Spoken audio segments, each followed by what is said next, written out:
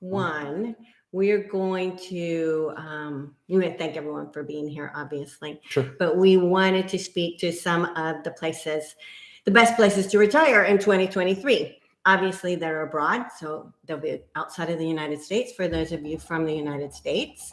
And then once we're done with that, then we're going to go into questions and whatever it is that anybody wants to talk about. So let's start. Your turn. Well, bom dia. If you're wondering and looking for the best places to retire, this is a good place to start. We will cover our research today in hopes that it will help you as you navigate your journey. Let's talk about it. It'll be fun. Vai ser divertido. We should make everybody say that together. Yeah. Vai ser divertido. Yeah. Anyway. And in case you are new to our channel, I am Alan. I'm here with my wife, Leslie, our son, Wolf, he's in the other room, our dog, Greer, and Rex the cat. And we would like to thank all our subscribers for being here and would appreciate it if you please like, subscribe, and hit the bell. Oh yeah, we are from the United States and now live in Portugal on the beautiful island of Madeira. As a reminder, I wanted to tell you that we are viewer supported and your support is greatly appreciated. Okay, so the subject, where to retire, it's a very big question. We all have different dreams, and our dreams need to be combined with reality, as we've talked about a lot, in order to choose the best destination for us. So today we're going to talk about 6 different destinations that are definitely worth taking a look at if you haven't. We're going to focus on the why, the cost of living, healthcare, visa requirements, temperature and climate of the country, safety, language, and infrastructure. Before we get started, we want you to know, for those of you in the U.S., it ranks number 37th in healthcare. And then for safety, the U.S. ranks at 129 on the Global Peace Index, which is low, in case you don't know that. Yeah, big number's not necessarily good. Big number's not good. So we're going to start with Costa Rica. So Costa Rica, why do you want to go to Costa Rica? Well, you can get direct flights back to the United States in under 3 hours. So it's very quick to get back. You can go from San Jose to Miami. Today I priced it, it's $500. So it doesn't cost a lot. The cost of living in Costa Rica is anywhere from $2,500 to $3,000 for a couple. So that works out very well.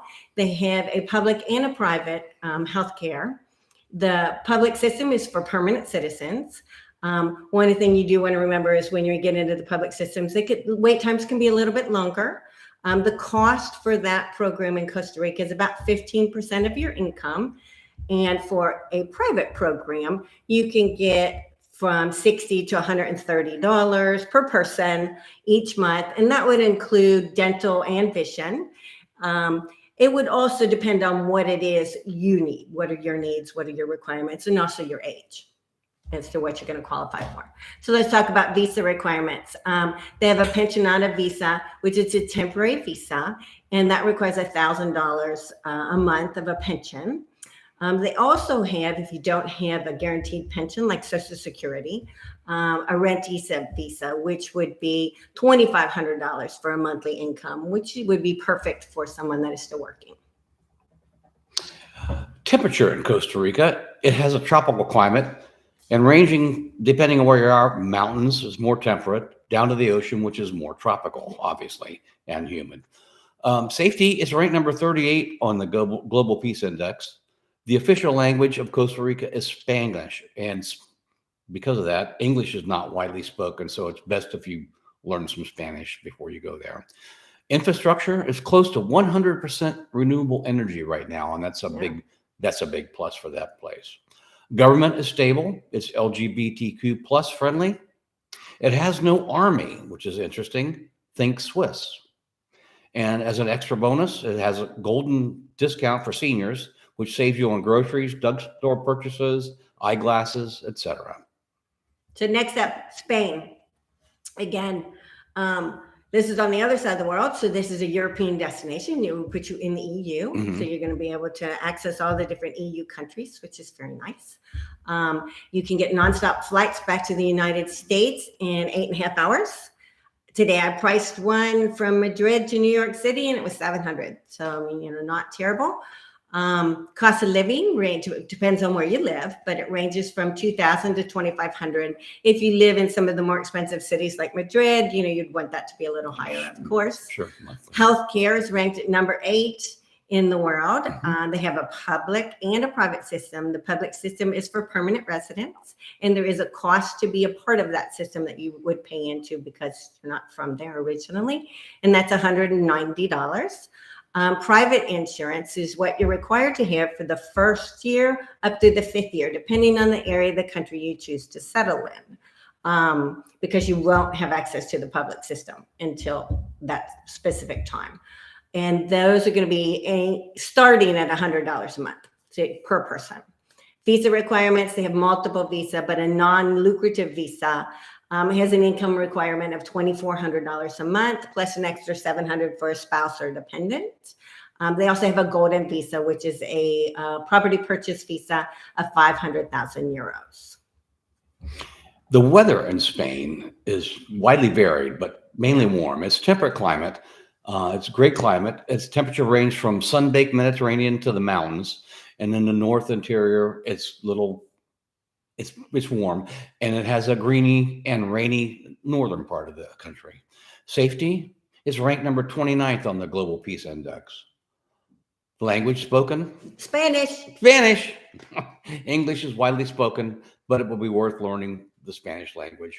You'll need to do it outside of the major cities, so if you go there, be aware of that. Infrastructure, it does have a first world infrastructure. And the government is LGBTQ plus friendly. And the differences are actually celebrated there. Yeah, which is kind of neat. So the next up is Ecuador. So we're back on the other side of the world. Why? Again, location. It has a 4.5-hour nonstop flight into Miami coming out of Quito, $400, very good price. Uses a US dollar, which is very simple. You're not going to have to deal with exchange fees or trying to figure out how much something costs you and whether you're getting something for a good value. They have a very laid back and welcoming culture. The cost of living there is probably the best on the list of the ones we're going to talk about today, between $1,500 and $1,800 a month. You can live quite nicely for a couple. Mm-hmm. Healthcare costs are literally 10 to 25% of what it would cost you in the United States. Right. And you can buy into the public program for about 17% of your stated income. And then you can buy private insurance for about a little under $100 a person, they say, all depending on the needs, your age. If you're a young person, it's not going to cost you that much. Visa requirements. They have a permanent, you're going to start with a temporary visa.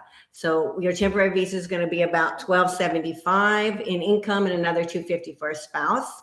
That's your pensioner visa. And then after 2 years, that can go into a permanent visa. And then the cool thing with this is after another 2 years, that's going to put you into a permanent visa. That means that you can leave the country for up to 5 years and still maintain your visa requirements, which that's pretty special. The temperature in Ecuador, because it's on the equator, is pretty constant and stable. It is high active. It's got the highest active volcanoes there. It's 1,200 miles of coastline and the Galapagos Islands as well. So the temperatures in the mountains range 60 to 70s, and then down to the beaches, 70s to mid 80s. Safety is ranked number 79 on the Global Peace Index. The official language is Spanish, and unfortunately, English is not widely spoken there, so you must learn the Spanish language. Infrastructure, you can't drink the water there. Government, it does have a stable government. So does that mean you need to drink more wine? You need to go, drink more wine or get bottled water. Yeah, that's so much more polite that way. Yeah. So next up is Panama. So Panama, it's easy to get back to the United States. You can get a nonstop flight from Panama back to the United States. It takes about 3 hours to get to Miami. Under $400. Cost of living is $2,500 to $2,700, depending on where you choose to live. Healthcare, they have a private insurance program. It comes in under $100 a month. They also have clinics that you can use where you do a pay-as-you-go and out-of-pocket. That's evidently supposed to be very cost-effective. Visa requirements, they actually have some of the simplest in the world. If you can show a verifiable pension of $1,000 a month plus $250 per spouse, you can apply for a pensioner's visa program. They have nomad visas that you can apply for. They also have a temporary visa that you can get for up to 6 months if you just want to test the waters and see if you like it there, which is interesting. The temperature in Panama, it's kind of hot and humid, but temperatures near the water in the mid 80s all the time. If you want spring-like weather, you can move up into the mountains just a little bit to get some relief. Safety is ranked number 61 on the World Peace Index. And again, the language officially is Spanish. English is not widely spoken there, so learning the Spanish language is almost a must. Infrastructure, it offers all the conveniences of a modern living government. All the convenience of modern living. The government there is well-earned, has a well-earned reputation for political and economic stability, and extras for the seniors there with permanent residency. You qualify for many discounts like airline tickets, property taxes, public transportation, dining out, and etc. These are some of the best discounts too. When you read about them, they're like 50% off. Yeah. They're really good discounts. Yeah, they like old people. Right. Yeah. They like people. Next up is Mexico. So we're not going to talk about the flights back because you can get in the car and just drive back across the border. So there you go. There are over 1.6 million U.S. retirees in Mexico and 500,000 Canadian retirees in Mexico. Cost of living, $2,000 to $2,500. Obviously, sky's the limit depending on where you choose to settle. Healthcare, as a legal resident, you can apply for the public healthcare system. They have two versions. One's a free version that covers the basics, and another is a paid version that covers most medical needs for about $700 a year. Visa requirements. They don't require a large fixed deposit. A temporary visa can be gotten for 6 months up to 2 years, which is kind of nice. You need to show about $2,700 in monthly income or $45,000 in savings if you don't have the income to show. And for a permanent visa, you would have to show $4,500 in monthly income or $180,000 in savings. The temperature of Mexico, think southwestern United States, and you have a good idea what to expect. Options are the beaches and the mountains and cities in between. Safety, it's only ranked 137th on the Global Peace Index, but remember, the United States is only ranked at 129th, so it's about the same. It's about the same. Yeah. The language is officially Spanish. English is widely spoken in some tourist areas, so that should be not a problem. Infrastructure has a great infrastructure. They have the same brands there in Mexico as they do in the United States, so a lot of things will seem familiar. Yeah, they used to have Sears stores. Yeah. Sorry. The government is stable. Extras for seniors with permanent residency, you do qualify for many discounts, again, like airline tickets, property taxes, public transportation, and dining out, and etc. And as a bonus, you do not need to have an FBI report and only 2 years worth of bank statements in order to apply. Yeah, that's actually really nice. So the best is saved for last. That would be Portugal. Of course it is. We wouldn't have done this without it. Yeah. So the location, you can fly back nonstop, 8.5 hours from Lisbon to New York City. You can also get to Chicago in that time frame. You can get a nonstop from Madeira to New York City in 7.5 hours, which is very nice. Yeah. See, Greer's excited about these things. The people are welcoming and fantastic. You do need to practice your double kisses before you come because they don't do handshakes. They do a lot of double kisses. The cost of living is somewhere between $2,500 and $3,000 for a couple. You can live very nicely depending on where you choose. Healthcare is ranked 12th in the world by the World Health Organization. There's a public and a private healthcare system. Once you receive your temporary residency, you actually already qualify for the public healthcare system, which is nice. The private system offers a broad range of coverages depending on what you want. So you're going to buy based upon age and your needs. So you can do that anywhere from $50 to $170, depending on what you like. Like Wolfie's is $20, just simply because he's not very old.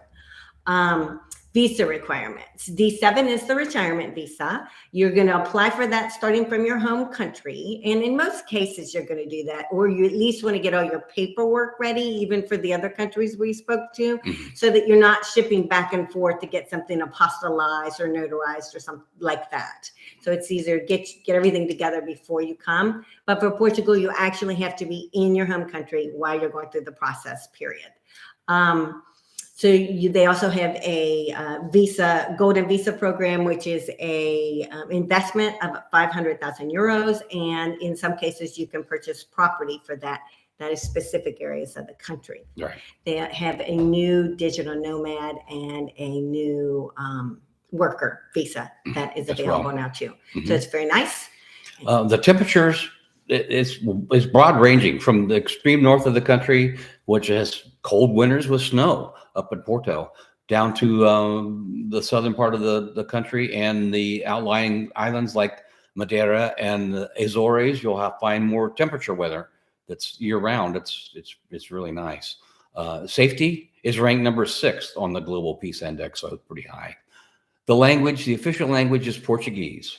Now, English is widely spoken, especially in the major cities and the tourist areas.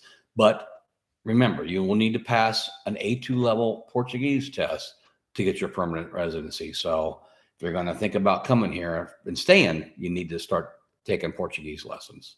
Infrastructure definitely is a first world, and it's part of the EU, so I'd expect the best. The government is stable and is LGBTQ I knew you were plus going to mess friendly. that up The at last some one. point. LGBTQ plus friendly as well. And thankfully, no one's going to call us on it. I hope not. Sorry. You're right. Okay. So that's it. That's what we wanted to talk about. We wanted to make sure that we went down that list. The list can be much larger. You can add in quite a few other countries. Sure. That's just this particular list. Just to get it started. Yep. And to get people going in a direction. But what I wanted to do is zip down through here. We've got a lot of people that said hi. Bailey's on and said hi. Hi, Bailey. So hi to Bailey. Hi to Chris. Hi, Chris. Chad is on. He says he's listening in the background, but whatever. Hi, Chad. Hi, Chad. There's Helder from Canada. Hello. Hello there.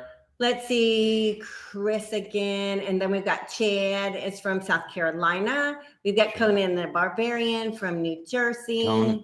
We have DF Squared. It's Dan and Dana. Oh, okay. From New York. Sometimes I don't relate the things. So we've got Jim. Wally Cash is on. We've got JP. Hey, Wally. Hi, JP. JP. Vicer Divertido. We've got, Exactly. All right. Wolf's Voice on the last video. Yeah, he did a good job. That's what you're talking about. He did a pretty good job. We were impressed. Then JP's asking if you bought me these flowers. If anybody knows me, I bought them myself. Don't you worry about it. I've had that for over a year now. Actually, You hadn't killed them. yeah, they do really well here. It's very nice. Let's see. We've got hi from Norway. Awesome. Wow. Hi, Norway. Yeah. Good evening from Madeira Island. Hi, Paula. We've got Simon. Appreciate your videos or dream of moving there. Well, welcome. We hope that you actually get to come and let us know when you get here. Chad says he left Mexico after 7 years because it was dangerous. Yeah. But did you go back to the United States? Because when we were looking at the safety index, it's the same. Pretty much. Pretend I didn't say that out loud. That was my inside voice or my outside voice. Something. Let's see. Brandy says hello. John says Funchal is a great option. He bought here in 2016 and moved in 2020. 300 days of sun. Yep. Yes. And you're not going to ever be cold again, which is so true. It's lovely. Could you speak to quarantine for dogs in Madeira? Yeah, actually we can. There is no quarantine for dogs. That was easy. No. There isn't. You'll get, if you're from, it doesn't matter where you're from, you're going to get an EU health certificate that you're going to go through. It's a process that you have to do. In our case, from the United States, you'll go through the USDA to get that process through your vet. But you have to make sure your vet is a qualified vet. It is as detailed as the visa process. Or more. It is, part of it's done 21 days before you're leaving, and part of it is done within 10 days before you're leaving. We do have a video on it that goes into quite a bit of detail, simply because, everything is so stressful, and all of a sudden you're down to the wire and you're trying to make sure that your pet's coming. But when they get here, you'll meet the vet at the airport. They'll check all their records, and they're done. So they don't have to be quarantined. It's quite lovely. Basically, they got their own passport or their own procedure to pass through airport security, and then they're free to go. Right, which is lovely. Yeah. Let's see, Conan the Barbarian. I remembered you mentioned in the other live chat you need to get our health insurance before we turn 65 in Portugal. What was recent? And you don't have to. It's just simply, if you do, you can get grandfathered into some of the programs at a little better price than you would get after the fact. The world is not coming to an end either way, because the pricing here, especially if you're from the United States, is very good. We have, as we've said, our program is through, and I'm going to pull a blank. MGen. And it's actually more expensive than almost anybody else that we meet. And they all think we're insane. And we're totally happy with it because we've got better coverage than all the rest of them. For the first time in our lives. So we're very happy. Let's see. Oh, we got someone. Hello, I'm Mary. Hi, Mary. Greetings from Orland Park. Hi. Oh. We've been there before, haven't we? Mm-hmm. Yep. Hello from Tennessee. We've been there before, too. We've lived there before, yeah. Yes. Hi from Cape Town, South Africa. Not been there. I know. We haven't been there yet. No, have not been there. That would be awesome. And then hello from California. That's from Dawn. And then there's, Bailey says, Bailey is his granddaughter, for those of you that can see her in the chat. She says, Mom and Dad are running errands, so she's just having a good time. Good girl, Bailey. You are. Good girl. We're glad to have you. Yes. And so then we've got Trivador. I'll say it wrong. You know I will. Well, we'll make him look from Hungary. Tivada Monar. That sounded so much better than me. Tivada Monar. Okay. Hello. Hello there. Stamps, I'm sorry. Stamps and lingers. Sounds pretty easy once you get through the hoops. Yes, exactly. That's what most of it is once you get through the hoops, things become very, very easy. Yeah. We're look forward to more productions, more properties for sale, especially in the 300 to 700 range. We actually saw one yesterday, I guess it was, that was in the 500, and it was spectacular. Really nice. Yeah, it was spectacular. It'll be coming up soon. Yeah, it was better than once we've seen it a million. Yeah, it's pretty nice. It was pretty nice.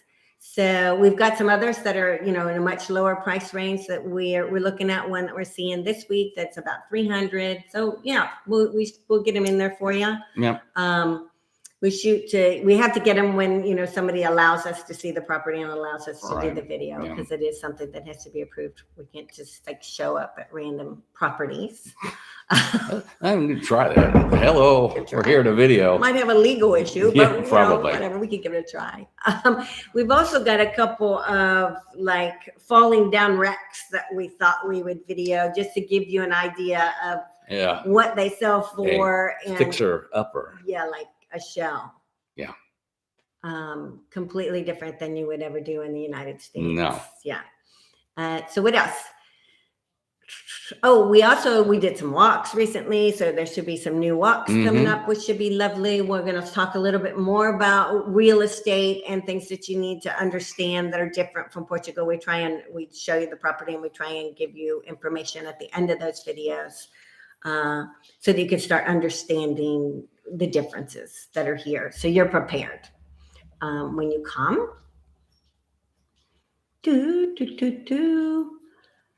Oh yeah. Yes. And so we got a couple statements. JP is saying that MGM deals with people that are our age and his, and right, exactly. 20? Some of them, right, 20, right? Some of the real insurance agencies, they don't. They're not going to deal with you past the age of 65, Right, yeah. And they don't do pre-existing conditions, Right. which MGM does. So it's lovely. Let's see. Could you tell me some words? Oh, some words about cars. How could you buy it? Could you talk a little bit about cars and buying a car here on the Yeah, island? I would recommend it unless your car. First off, really think about trying to import one here. It's very difficult and not very cost effective unless you've had it for many years and it's very special and it's an antique. Don't anything late model, just sell it and buy something here. There's plenty of options for buying a car here. A lot of good reputable dealers. The biggest supplier of cars to the island, and it's logical if you think about it, is probably going to be like the used rental cars, because they were constantly changing that pool over to get fresh new cars, and they only keep them for a year and rack up a little over 20,000 kilometers on them. So that's a real good option, and you can save a lot of money doing it that way. But there's readily a good supply of cars on There's a lot of new car dealers, and unlike in the U.S. where you drive into the auto mall and pick out what you want and pretty much drive away with it that day, you would go in and choose an order, and they would ship it over. Yeah, and it might be Whatever X amount of time to get it here, but that's just we're on a small island, so that's. But the shipping, to ship a car like from here, if we wanted to ship Alan's car from here to Lisbon, it's like $600. I mean, it doesn't cost a fortune to ship a car across the water. Right. But it's the legalization process and the taxes involved. You want to buy your car in Portugal. You're right. And when you come here, you're allowed one antique car. You can bring one car with you. Yeah. Taxes are very high on cars. Yeah. So even shipping one in, a lot of times you're gonna end up paying the taxes on it. Mm-hmm. And it's very expensive to ship the electric cars in because of the battery. The batteries, yeah. It's not necessarily more expensive. It can just be difficult to find a transporter from the United States that would do it if that's where you're coming from. It's just not worth the hassle. Right. It can get a little pricey. There's plenty of rechargeable stations on the island that they're getting more and more all the time. And there's a ton of electric cars already here. So we have Stamps and Livers that are asking, is there a website for the listings of the properties that we're showing? Yes. They're starting to put them on there for us, and that's at Claudia's office. So it's in the description of the videos, a link to Claudia's office, to their website is there, as well as a link specifically to our channel. Yeah. Right. Just click in the description of any of the videos. If it's a real estate video, it'll be right at the tippy top. If it's any other video, it'll be down in the description quite a way. But I do keep it in there all the time to make it simple for people. Cleaning time. Hello, how are you? Could you give us some words? No, we talked about that. Please tell us the areas in Madeira you would consider living. Okay, we're going to give this to Alan, but since he will literally name everything on the island, we are going to challenge you to choose 5 and tell them why. Like picking your favorite kid. It's hard to do. 2 on the north side. 2 on the north side. Wow. Porto Muniz and Ponta Delgada. And I'm sure there's going to be a lot of people going, just start naming them. You didn't pick me. There's so many neat places up there. The whole north side is beautiful. Yeah. On the bottom, like Pau de Mar, Madalena de Mar, they're real Funchal. small. Yeah, they're real small little beach towns. Real popular with surfers. Funchal is obviously all encompassing. The amenities are few and are wide and varied, and you can walk to most locations. If you're really looking for an area that you're not going to have a car, you want to do the walking just in the city, walk from point A to point B for everything that you do because you're not driving, then Funchal is your place. There's bus systems to take you around the island. All the smaller towns, of course, there's a bus system from there that would bring you into Funchal, and they all have, depending on the size of the town, groceries and all the things that you would need. Lots of walking, and then, of course, lots of lavada walks that you can go on in that respect. but you might feel less trapped if you're in Funchal if you didn't have a car. So in our recommendation. But they're really, you'd have to come and do some scouting on your own because everybody's going to have their own favorite place. Mhm. It's such a varied island. You have to see it to believe it. But we would, and then they want where we would consider. We actually love the north side of the island. We love the north. I mean, but everybody you meet will say, "Oh, don't go to the north side of the island. It's cold. It's rainy. It's moldy." We also like whatever, like the south. We love Calheta is a very nice location. Madalena de Mar, Paulo de Mar. I already mentioned those. That's on the southwest side. It'll be the warmest side of the island.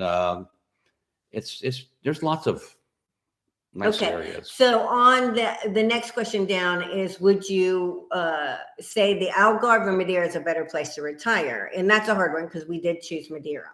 Yeah. The Algarve is going to be a little bit more commercialized than Madeira. Not that Madeira doesn't have a lot of tourism, but it is still has an old feel to it. It's, the Algarve feels a lot like Florida.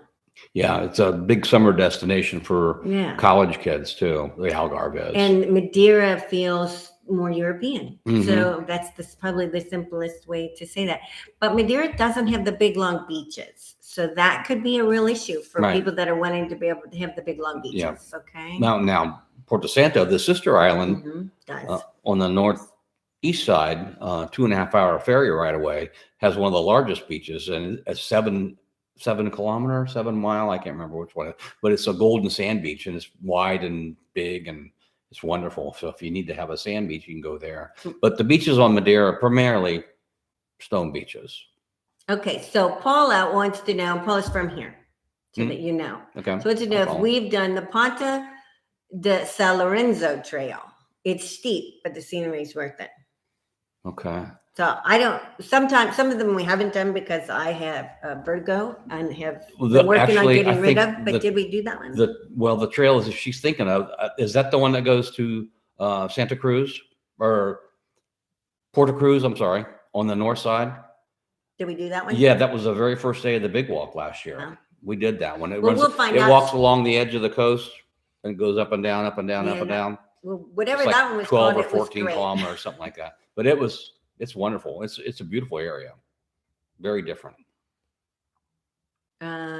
So how about importing a motorcycle? No, it's really not going to be much. Well, it's going to be cheaper to ship it here. Yeah. But it's not going to be any less detailed right. in the process to get it here. You need to check with the immigration specialist to get an idea of the costs and fees. It's not and things. Immigration, legalization. Yeah. So I'm sorry. And we have a link down in, if you go into the car video, we have a link to the guys that we used in the United States, which would be able to help you with that. Let's see. Thank you. We follow you from Chicago. All right. Oh, I bet it's snowy there. Yeah. Let's see. No wonder planning post videos that could purchase under 100. Yes, we do. We look for the ones that are at that 100 range all the time.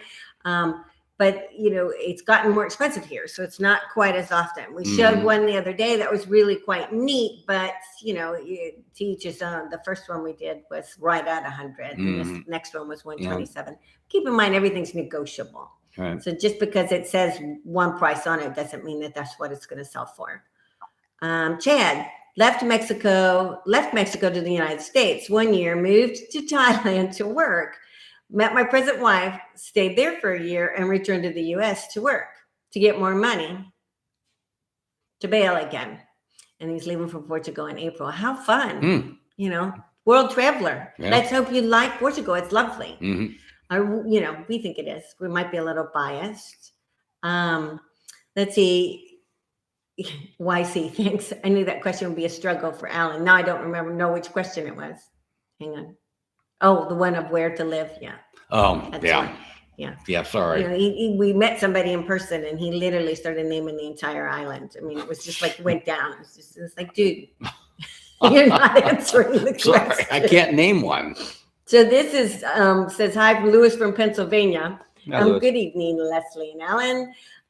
Seen several of the videos of the folks having a picnic above the clouds. Oh yeah, in the sunrise. I believe it's the finale. Oh, yeah. This is curious if it's handicapped accessible. Interestingly enough, almost nothing on this island is handicapped, or what we would consider handicap accessible. But you could get up there. I mean, it depends on whether you're in a wheelchair, that type of thing. But you could drive right up to the parking lot and get in that one parking lot and truly have a fantastic view. Mm-hmm. And then you could go get up that one path where the picnic tables are. So yes, could you Mm-hmm. enjoy it? You could. And it is spectacular. Mm-hmm. It's one of our favorite places. Yeah. Yeah. Every time you go there, it's different. It's different. Yeah. It's never the same twice. We've been there when it's pouring down rain. You can't see 10 feet to some of the most spectacular visits you can imagine. Yeah, it looks like you can walk off and just walk on the clouds. The clouds are right below you as far as you can see. Yeah, I mean, it's pretty stunning. Then we've got Kennesaw. That's where that walk is. Oh, okay. Yeah. So we have to find it on the southern coast. Yep. And Bailey says bye. So if she's still here. Okay. Bye, sweetheart. Bye, Bailey. Thanks for stopping by. And so what town of Madeira, Chris wants to know, what town of Madeira would be the closest in offering the same amenities as Funchal? Outside of Funchal? Oh, Ribeira Brava, São Vicente. Those are the Calheta. Some of the larger now we're going to ones. name all the ones on the south side of the island that aren't tiny. Right. Because Michico's pretty good too. Yeah. See, we just like the island. Mm-hmm. And the problem with it is when you're, from the United States and you drive in a car, driving 45 minutes or 50 minutes to something, just it's not an issue. No. So in our case, it's come and find a home with a view that you really like, and that coffee shop right down the road that you can walk to every day, and you can drive to do the rest. The infrastructure here, the highway system is unbelievably good. It's awesome. It's everywhere you go, the roads feel like they're brand new. It's mainly because it's temperate climate. It doesn't get cold. It doesn't get beat up like Chicago where there's potholes and everything like that. But the roads are constantly being upgraded, expanded on the tunnel system. We can drive. We live in Funchal, and we can drive to the far northwestern point of the island, which is Porto Muniz, in a 50-plus-year-old vehicle, driving like a grandpa sometimes, in less than an hour. I can make it up there. So that just tells you it's very accessible here. Okay, so the next one is to rent an apartment. Raymond says to rent an apartment here is high at 800 euros. And to be honest, in Funchal, a 2-bedroom apartment is going for much more than that right now. Between 7 and 8 is what you're looking at for a 1-bedroom. Now, the further out you go on the island, like we were talking about, as long as you have transportation, you can get a better price. Or the higher up from the water you go, you can have a spectacular view. So you can always get a beautiful view. You can always get there's a coffee shop on every corner and every road. It doesn't matter where it is that you live on this island, there will be a coffee shop that you can walk to, which is quite nice. So the prices have gone up here, just like they have in the rest of the world. So, another property question. Are you leaning more towards a property to renovate or turnkey? Ooh, that's a good one. Thanks in advance. I think we have 2 different opinions. So let's see what his is. I think a little paint and polish would be fine with me, but I would not. I would think hard before I do anything that needs anything that beyond me to get things fixed up on it. If it needs like a new toilet or a little wall patch or something like that, that's fine. If we have to put in new kitchen cabinets and that kind of stuff, it's not a problem. We can do, but if we have to move the plumbing or all new electrical or put a new roof on or something, I don't know that I want to get that involved with it. He may end up doing a roof regardless whether he likes it or not. Been waffling on that one. That's a tough one. So there you go. I mean, I think it's going to have a little fixing. Yeah. It won't be perfect, and I accept that. Yeah, I mean, it'll definitely need a kitchen, I'd say, which is fine.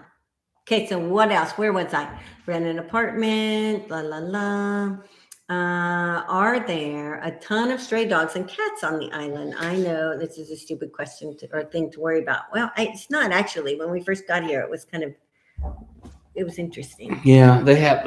You go to some areas of town, and it's like the dogs have their hangout spot, and you go there at lunchtime, and it's nap time for them. There'll be like 3 dogs on the same corner every day. You see them, and they're just minding their own business. They're just sleeping, doing their thing. Yeah, there are strays here. Cats are Lots well of fed. cats. Yeah, wherever you go, there's people always care for the strays. There'll be a plate of food and some water set out, randomly everywhere you go to take care of them. We've only seen seriously, we've only seen one skinny dog that was, heartbreaking. Yeah. All the rest of the dogs that you see, they're fat and happy. They're Yeah. like, cool, I got lots of food. Everybody's feeding me. Everybody's they nice know how to me. panhandle. I don't know, Right, something. yeah. They're fine. They're doing Take good. care of And the themselves. cats, we've only seen like 1 or 2. We really don't see what you would see feline leukemia and that.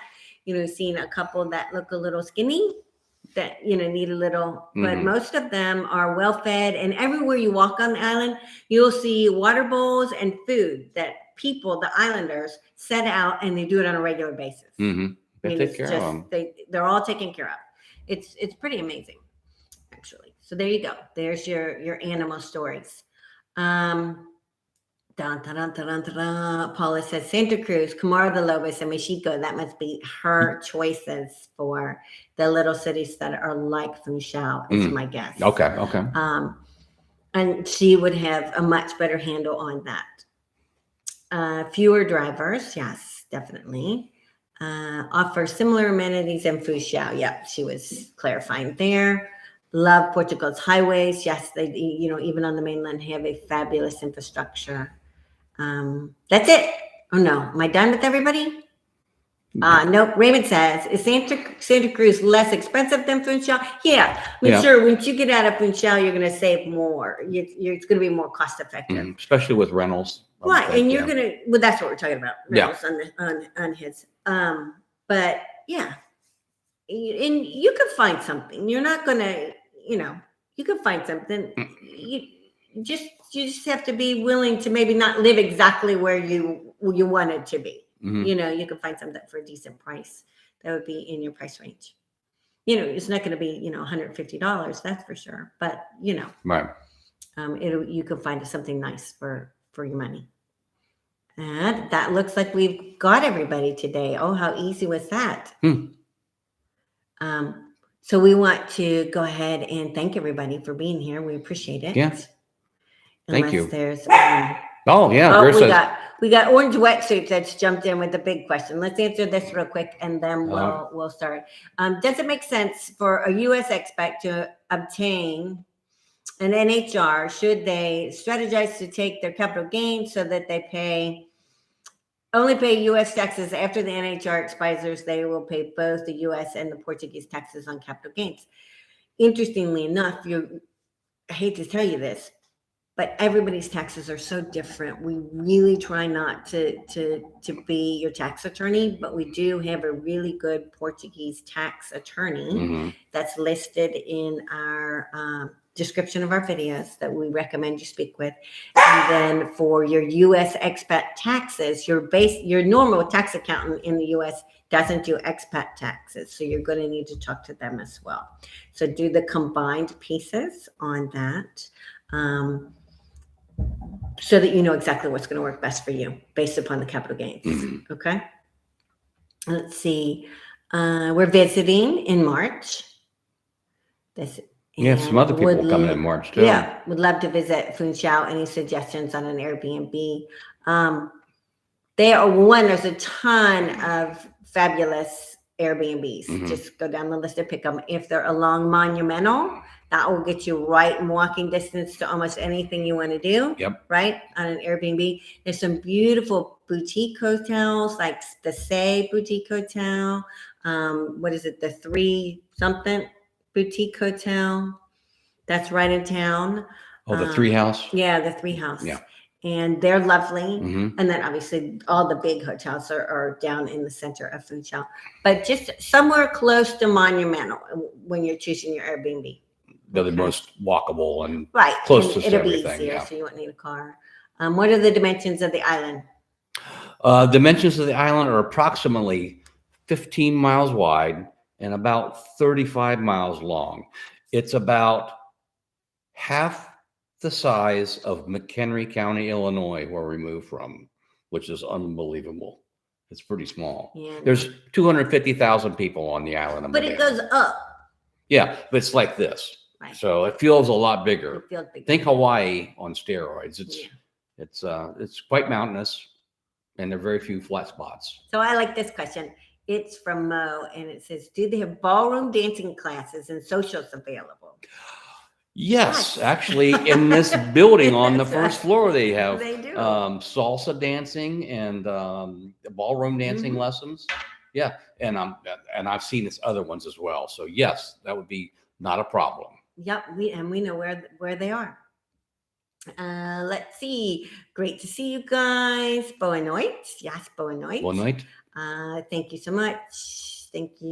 You really appreciate it. La la la. Keeping in touch. Bye, Chris.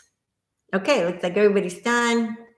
Paula says too small. We don't think it's too small. Thank you for sharing. Thank you so much. That's why Okay, we so like we're it. gonna go ahead and get off.